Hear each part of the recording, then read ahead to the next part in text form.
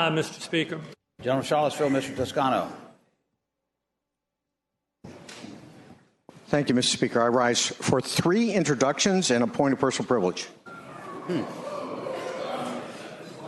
Thank you, Mr. Speaker. Mr. Speaker, joining us in the gallery today, we have a number of people from Virginia 21, a nonpartisan, nonprofit organization that energizes and engages young adults in the political process. Virginia 21 seeks to teach young people the importance of leadership in solving the biggest challenges of our future and equip them with the tools to meet those challenges effectively. They're around the Capitol today. I'm not sure they all have gotten into the gallery, but they're out here talking about things that are most important to young voters, including safe campuses, college accessibility and affordability, and a thriving economy. So I hope that we can first welcome the students from Virginia 21 to the Capitol today.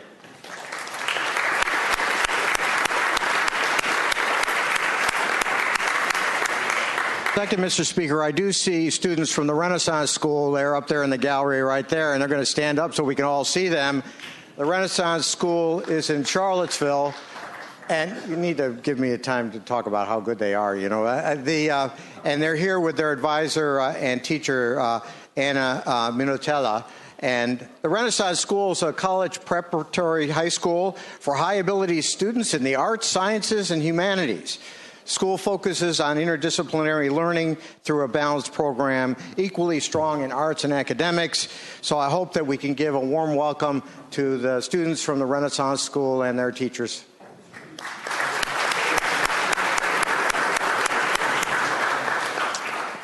And finally, Mr. Speaker, I know these folks are trying to get into the gallery. They're kind of in the back there, and they can probably hear me, so they're outside. I'm happy to welcome today to the House and the Capitol students from the Tandem Friends School of Charlottesville, Virginia.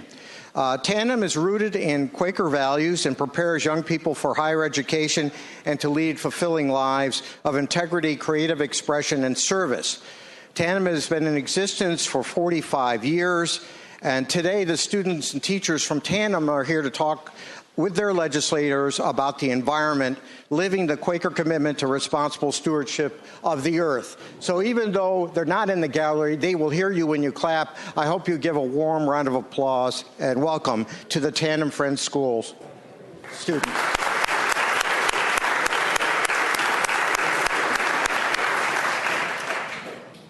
Thank you, Mr. Speaker. A point of personal privilege. Gentleman has the floor. Thank you, Mr. Speaker. Mr. Speaker, ladies and gentlemen of the House, yesterday I listened intently to the gentleman from Fairfax as he discussed the Republican agenda on jobs.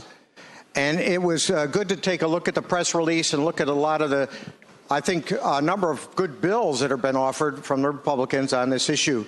And of course, we have a number of good bills on our side that speak to this issue as well.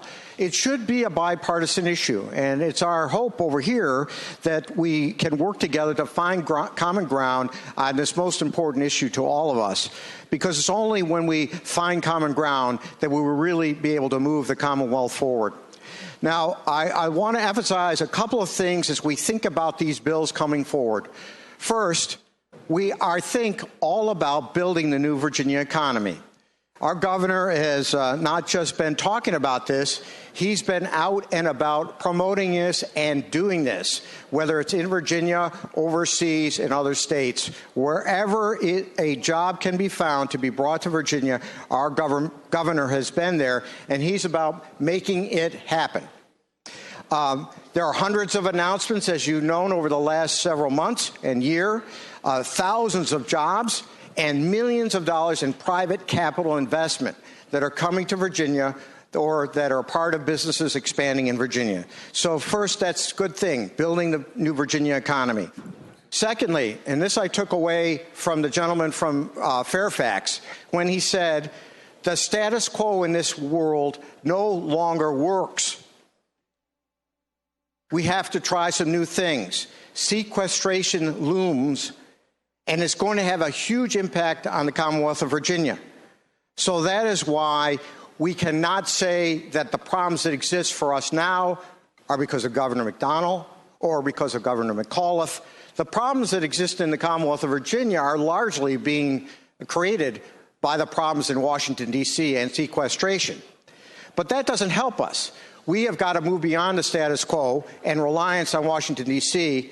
and look for ways that we can work together to create the incentives to build that new Virginia economy.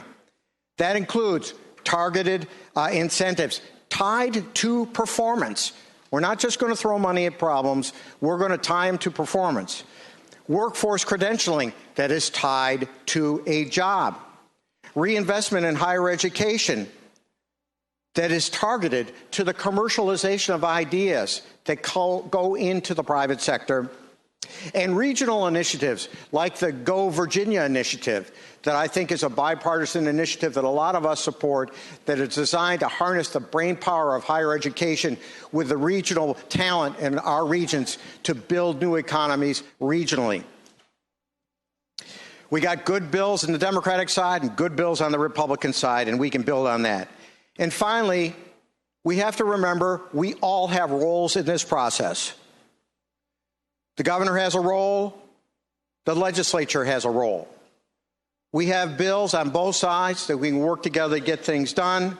We have a budget to pass that sets the table to make this happen. I hope we can work together to move towards building that new Virginia economy. Thank you, Mr. Speaker.